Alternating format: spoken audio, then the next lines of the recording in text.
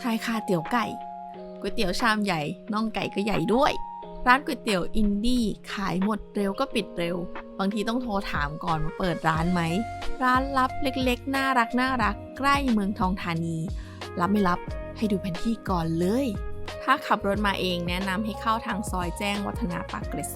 35ทางเข้าจะอยู่ตรงสถานีรถไฟฟ้าสายสีชมพูสถานีศรีรัตน์ถ้ามาด้วยรถสาธารณะ